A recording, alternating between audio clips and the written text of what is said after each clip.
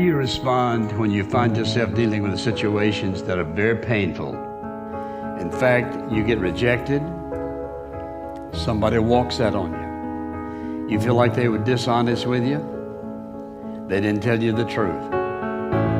You feel lonely, you feel hurt, very discouraged. When you think about all the things that happen to people and the reactions we have, how do you feel?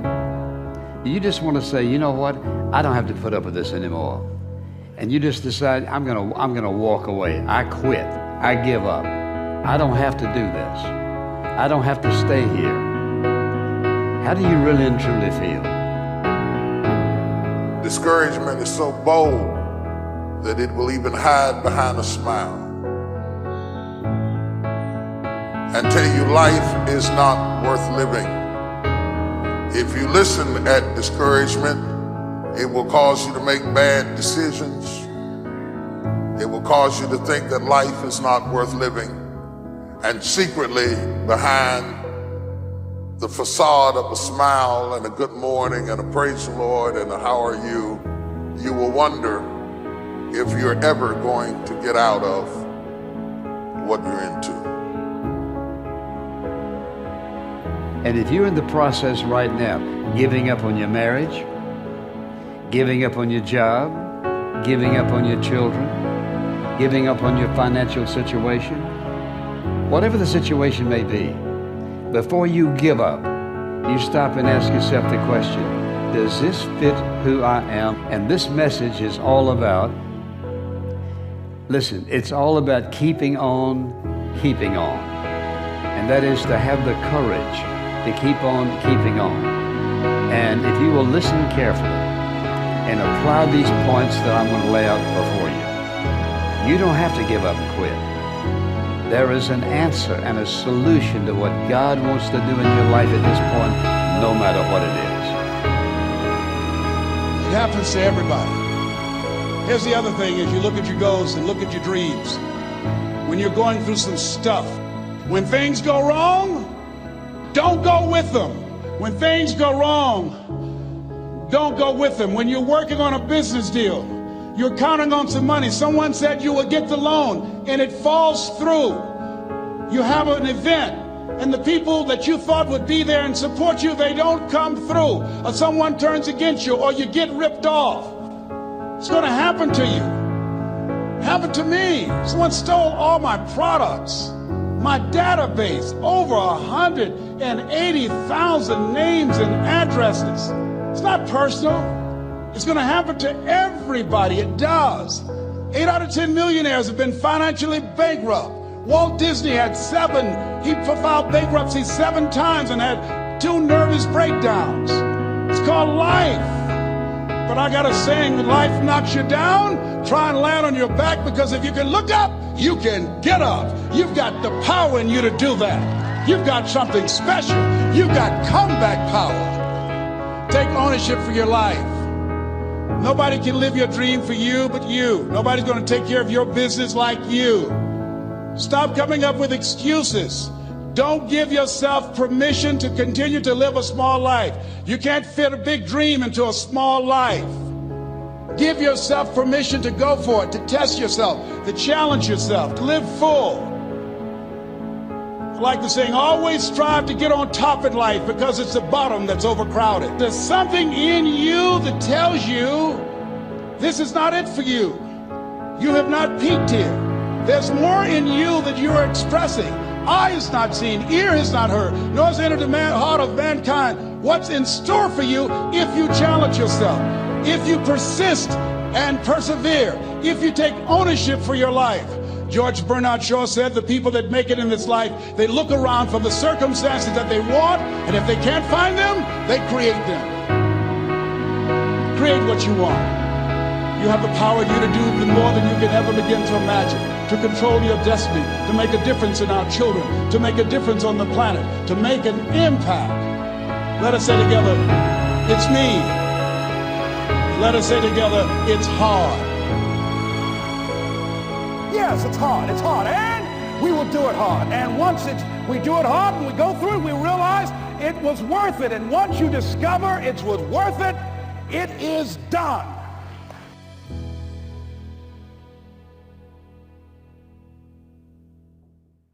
What's at the core of achieving the good life? The major key to the good life. The major key is not in learning how to set goals. It is not in learning how to better manage your time. It is not in mastering the attributes of leadership. Every day in 1,000 different ways, we are trying to improve ourselves by learning how to do things. We spend a lifetime gathering knowledge in classrooms, in textbooks, in experiences. Now, if knowledge is power, if knowledge is the forerunner to success, then why do we fall short of our objectives? Why, in spite of all our knowledge and in spite of our collective experiences, do we find ourselves aimlessly wandering, settling for a life of existence rather than a life of substance? There may be many answers to this question. Your answers may be different than your associates or your spouses or your friends. While there may be many answers to this question, the fundamental answer is the absence of discipline. Applying all that we know. That's the key word, discipline. Self-discipline. We might add one more word here, consistent. Consistent self-discipline. It doesn't really matter how smart you are or how much you know if you don't use it. It doesn't really matter that you graduated magna cum laude if you're stuck in a low-paying job. It doesn't really matter if you attended every seminar that comes to town if you don't apply what you've learned. Better than knowledge is applied knowledge. And once we've applied our knowledge, we must study the results of that process. Apply our knowledge, study the results. Refine our approach. Finally, by trying and observing and refining and trying again, our knowledge will inevitably produce worthy results, admirable results. And with the joy and results of our efforts, we continue to apply, to learn, to observe, to fuel our ambition with the positive reinforcement of continued progress. Pretty soon, we'll find that we're swept into a spiral of achievement, a vertical rise to success. And the ecstasy of that total experience makes for a life of triumph over tragedy, dullness, and mediocrity. But for this whole process to work for us, we must first master the art of discipline, self-discipline, consistent self-discipline. Now, when you decide to act, you're going to have some people like that. We're no longer friends. I lost sleep over that, ladies and gentlemen. I said, I can't believe that. I remember sitting up one night looking at the phone. I said, I got to call him. He said, no. Then I said, no, forget that. I called, man, look here, we've been knowing each other too long to allow this to come between us. He said, don't call me anymore, and hung up. And then I wanted to think about what can I do to make it up to him? And then something came to me, Les, what do you have to prove? See, many things we don't do is because of the fact we want people to like us. There's some necessary losses in life. When you decide acting in your best interest, you're going to lose some friends. Everybody's not going to approve of you. There's some people that won't like you. Who do you think you are? You're arrogant. What do you think you can do? You think you can get away with that? You're selfish. Thanks, I got that. It's my life. And so what I'm saying to you is that as you begin to look out on your life, this is challenging. This is not easy acting. So what are the things that we can begin to do to harness our will? Number one, you've got to bring it out and look at it. You've got to take the power out of it. You've got to expose it to the truth. And the truth is that it has no power over you. So write down something you want to act on, but for some reason that you've been holding back, and look at it. The next thing is, ask yourself the question, is it helping you to continue to put it off? If it's an asset for you to continue to procrastinate, then continue to do that. But if it's a liability for you, if it's causing you some mental and some emotional challenges, or perhaps a financial problem, look at that. Examine that for what it is. Next step, Ask yourself, what's blocking you? What's preventing you from acting? Why don't you have the courage to handle that? Why won't you face that? What are you running away from? What kind of avoidance behavior are you engaged in? Next is, what is the worst thing that can happen when you take action? So I looked at that. And I said, what's the worst thing can happen when I tell him this? He can say, I don't like you. And he did.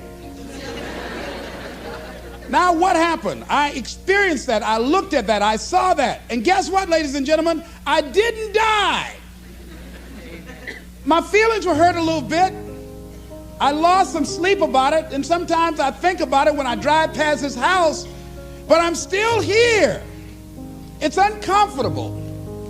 But it's okay. It doesn't bother me anymore. I've gotten used to it now. So what is the worst thing that can happen? I want you to visualize that, experience that, feel the nervousness and the discomfort. And the more you run it in your mind, the less power that it will have. If you think about what makes up who we are. So obviously there's genetics. There's our genetic makeup, so our predisposition, our propensities. And that makes up a percentage of how we see the world and how we show up. But then the rest of it, we're trained on. So we're trained to see the world a certain way. So there are certain people that have something called a negativity bias. And a negativity bias is nothing more than they see the negative first. It's not that they don't see the positive, but they see the negative first. There's other people who see positive first. They have a positivity bias and they see that first. And the truth is, in almost every situation, in every circumstance, there's both. You can train somebody to recognize that there's always both, just like every inside has an outside, every one side of a coin has another side of a coin, every up has a down. That's called the law of polarity. And in the universe that we live in, there is that law of polarity. And so you can teach somebody, say, okay, if your propensity, if the way you naturally are is negativity biased first, great, be aware of that, then flip over. We call it flip the switch. So if one side of your brain is going negativity first, great, learn to flip the switch. Go, great, what's the positive side of that? That's a skill you can learn no differently than playing tennis or chess or music.